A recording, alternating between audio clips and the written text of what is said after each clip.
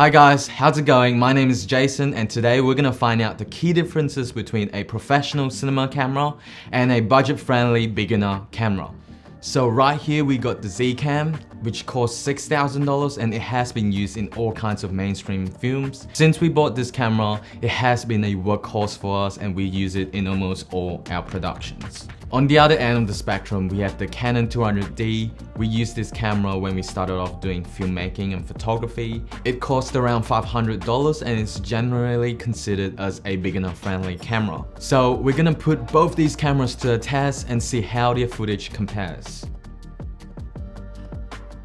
So generally, the more expensive your camera is, the more you could slow down your footage. And the Z-Cam is no exception. So for those who don't know, the higher your frame rate, the more you could slow down your footage.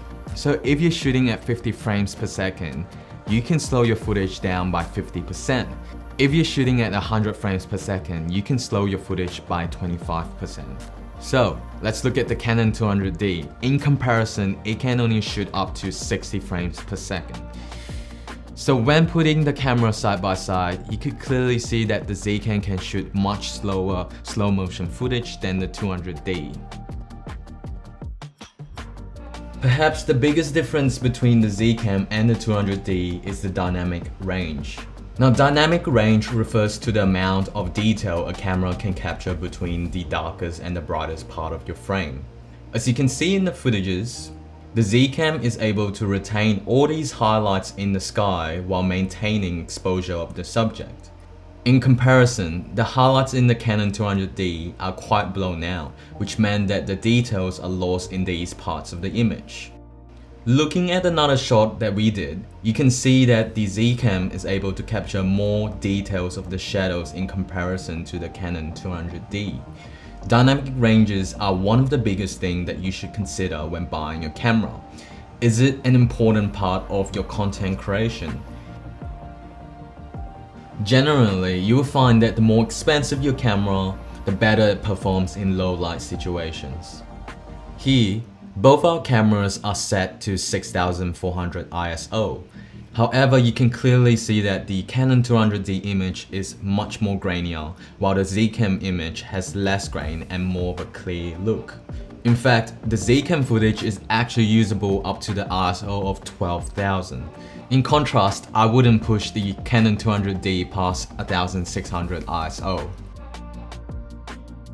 One of my inspiration as a filmmaker is I love to watch the footages of filmmakers and YouTubers that I idolize. The way they color their footage and how the image they produce look always amazes me. Because of that, I often want to find out what camera they're using because I really want to emulate the same look and feel created by these filmmakers. While color grading and lighting plays a big part in creating the image, the quality of the camera plays a vital part as well. After using the Z-Cam for a year, we found that the footages produced by the Z-Cam have a really soft cinematic look to them. Another thing is that the Z-Cam camera possesses the log picture profile, and this allows us greater control of the colors in our image. If we look at the footages produced by the Canon 200D, you can notice that it produces a different kind of look and feel to the Z-Cam. The image somehow looks a bit sharper and the color science is different. However, it does not possess the log picture profile, which meant that your ability to color grade is limited. Now, this is one thing I really want to touch on. Believe it or not, even if you're the best filmmaker in the planet, you show up with a Canon 200D on a high budget shoot, your client's gonna be thinking like, is that it? Is that what my money is paying for? But if you show up with a cinema camera, and better yet, lots of lighting and a crew, your client would think like, wow, I'm getting my money's worth here and I'm excited. And this is even before they see the final video. You could be the worst filmmaker ever, but if you show up with a cinema camera rig, they are gonna be impressed. Now bear in mind, this only applies to high budget, high production shoots.